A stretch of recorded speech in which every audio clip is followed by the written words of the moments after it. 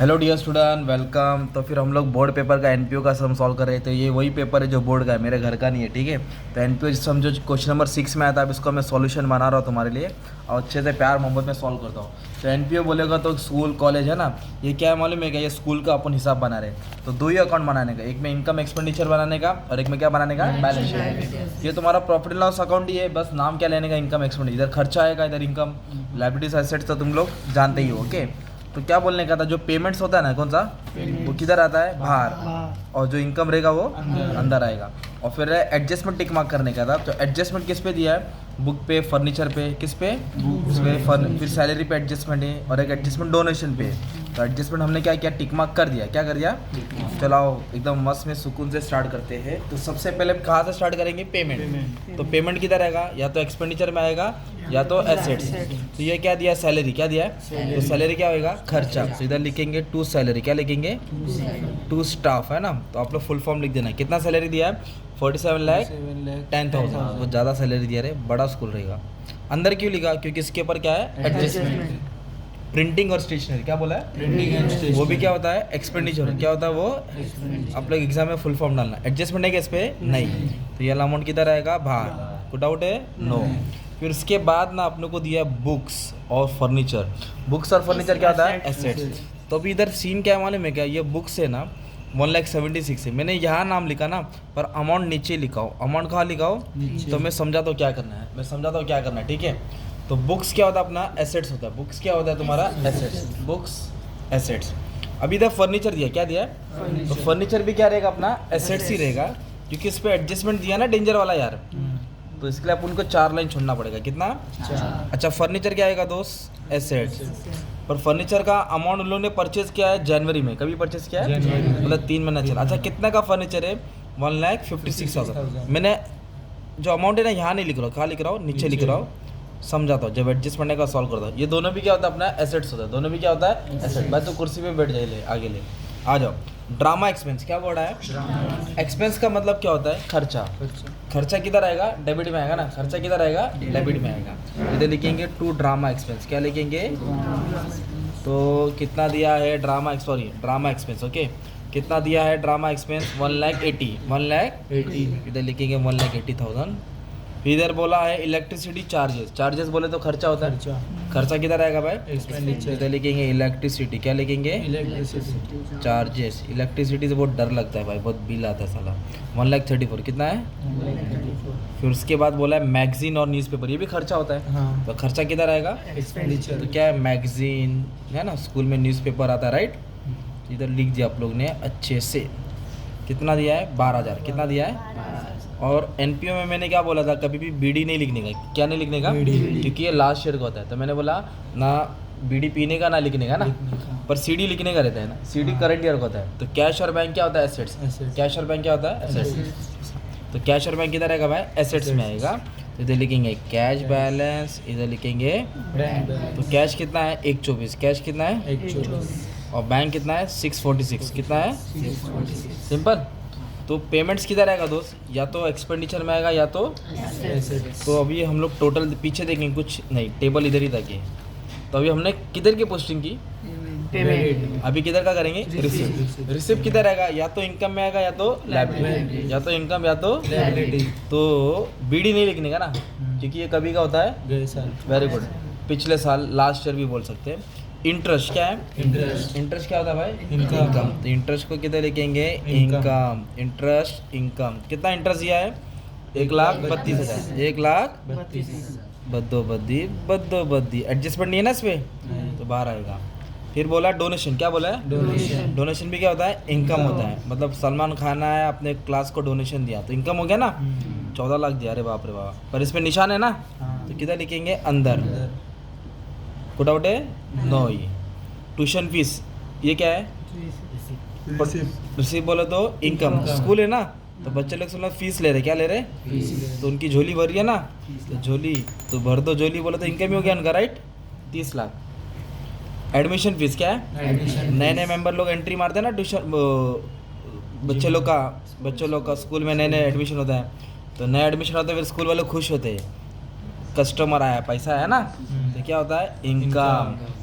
Drama receipt. Receipt का मतलब income. Receive का मतलब इनकम। तो इधर लिखा ड्रामा रिसीव कितना दिया है 2 लाख कितना दिया है सिंपल।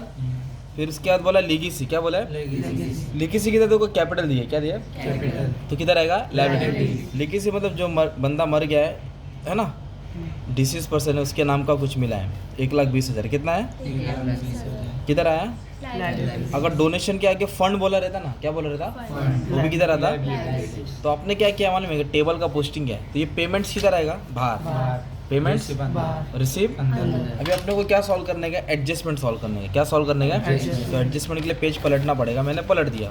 तो सबसे पहले ये वाला एडजस्टमेंट सॉल्व करते हैं आउटस्टैंडिंग सैलरी क्या बोला फाइनल अकाउंट में किया ना प्लस करके लायबिलिटी प्लस करके तो कितना है आउटस्टैंडिंग सैलरी 1,40,000 इधर लिखेंगे प्लस आउटस्टैंडिंग सैलरी क्या लिखेंगे प्लस 1,40,000 ये हो जाएगा 48,50,000 48,50,000 तो आउटस्टैंडिंग सैलरी मतलब ये क्या हो गया खर्चा बढ़ रहा है ना तो क्या रहेगा खर्चा बढ़ गया तो आउटस्टैंडिंग एक्सपेंस प्लस करके किधर रहेगा लायबिलिटी आउटस्टैंडिंग सैलरी क्या लिख दिया कितना है 1,40,000 1,40,000 आउटस्टैंडिंग प्लस करके अभी तक बोला है 60% डोनेशन ट्रांसफर करो बिल्डिंग फंड में ठीक है। अच्छा देखिए इधर देखो ना बिल्डिंग फंड और कैपिटल फंड क्या बोला है बिल्डिंग फंड और कैपिटल। मैंने क्या बोला एनी फंड इज लायबिलिटी क्या बोला तो बिल्डिंग फंड को किधर लिखेंगे आप लोग लायबिलिटी बिल्डिंग फंड कितना बिल्डिंग फंड है जमा करके रखा है 16 लाख अंदर क्यों लिखा समझाता हूँ ये क्या है हमेशा कैपिटल फंड किधर आएगा लायबिलिटी 12,22,000 12,22,000 इसको भी हमेशा अंदर ही लिखने का ठीक है। तो एनी फंड इज अभी इधर क्या बोला डोनेशन में ट्रांसफर करना है किधर ट्रांसफर करना है डोनेशन कितना परसेंट 60 किधर ट्रांसफर करना है बिल्डिंग फंड तो डोनेशन का 60% लेंगे ना तो इधर लिखेंगे माइनस बिल्डिंग फंड क्या लिखेंगे बिल्डिंग फंड कितना टका है 60 60% तो 14 लाख का कितना परसेंट निकालेंगे 60% तो 14 का कितना होता है माने में क्या 84 कितना होता है 8,40,000 कितना होगा 14 में से 8 गया तो 6 14 में से 8 गया तो 6 लाख 6 लाख में से 40 गया तो 5,60,000 5,60,000 ये खा लेगा क्रेडिट और किधर ट्रांसफर करने बोला बिल्डिंग फंड कितना परसेंट 60 तो ये जो 60% है ना बिल्डिंग फंड में ऐड कर देना किधर ऐड कर दे बिल्डिंग फंड इधर लिखेगा डोनेशन कितना आया 8,40,000 कितना है 8 लाख अब इसको ऐड करेगा 16 8 24 लाख 94 मान लो 24 लाख जो भी टोटल है डाल देना। तो ट्रांसफर करने बोला इधर आया ना कभी कभी कैपिटलाइज बोला रहेगा क्या बोला रहेगा इधर माइनस करने का इधर क्या करने का ऐड करने का। अभी क्या बोला है अब मैंने बुक्स क्या है बुक्स कितना था 18 लाख ये ओपनिंग बैलेंस है क्या है और ये क्लोजिंग बैलेंस शुरुआत में इतना था और एंडिंग में इतना था और एक बुक्स इधर भी तो दिया है ना तो ये जो 18 लाख है ना ऊपर लिखने का रहता है किधर लिखने का ऊपर लिखने का और ये 1,70,000 है ये कहाँ दिया था टेबल में दिया था कहाँ दिया था कहाँ दिया था तो इन लोगों ने एक्स्ट्रा खरीदा है तो इधर लिखेंगे एडिशनल क्या लिखेंगे तो पहले कितना था 18 लाख और अभी कितना खरीदा 1,76,000 तो टोटल कितना बुक हो गया 19,76,000 19 लाख ये टोटल बुक हो गया मतलब दोनों को ऐड किया दोनों को क्लोजिंग कितना है 17,76 वो बाहर लिखेंगे किधर लिखेंगे जो क्लोजिंग बैलेंस है किधर आएगा बाहर। तो जो दोनों का गैप आया ना क्या आया उसको डेप्रिसिएशन बोलेंगे क्या बोलेंगे तो कितना कम हुआ 2 लाख कितना कम हुआ 2 लाख तो ये तो जो 2 लाख कम हुआ ना ये 2 लाख डेप्रिसिएशन हो गया क्या हो गया तुम्हारा तो ये 2 लाख को किधर लिखेंगे एक्सपेंडिचर क्या लिखेंगे टू डेप्रिसिएशन ऑन बुक्स क्या लिखेंगे कितना कम हुआ 2 लाख। सेम फर्नीचर का भी तो करना है ना यार सेम किसका करना है फर्नीचर उधर देखो ना फर्नीचर कितना दिया था 156 और इधर कितना है 650 ये कौन सा बैलेंस है ओपनिंग ये अंदर लिखो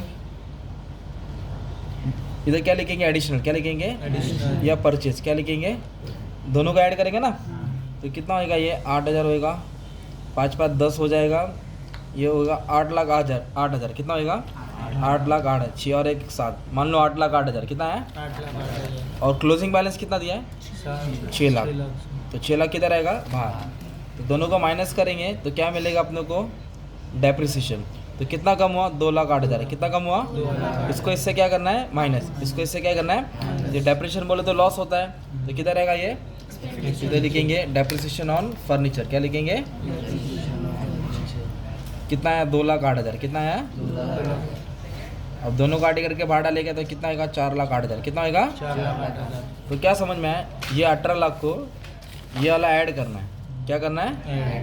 और ये वाला अमाउंट किधर डालना है? बाहर ये दोनों को क्या करना है? क्या मिलेगा? डिप्रिसिएशन है ना, ये भी और दोनों डेप्रिसिएशन का दूसरा इफेक्ट।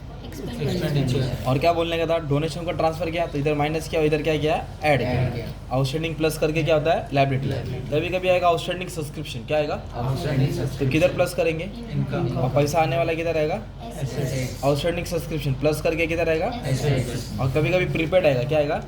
तो माइनस करके नहीं प्रीपेड एक्सपेंस माइनस करके प्रीपेड एक्सपेंस माइनस करके, है ना। ये तुम्हारा एनपीओ का सम था। अब इसको आप लोग सॉल्व करेंगे ना, तुमको सरप्लस या डेफिसिट आएगा, क्या आएगा? मान लो सरप्लस आया, क्या आया? तो ये टोटल से टोटल माइनस करके सरप्लस आएगा ना, तो वो सरप्लस यहाँ ऐड होएगा, क्या आएगा? यहाँ। तो बच्चे लोग आप लोग सरप्लस कमेंट में डाल दो और टैली का अमाउंट कमेंट में डाल देना, ठीक है? चलो, thank you very much and love you all. खिलाओ पिलाओ, दोस्ती बढ़ाओ, झूला झूलो, अब्दुल सर को मत बोलो।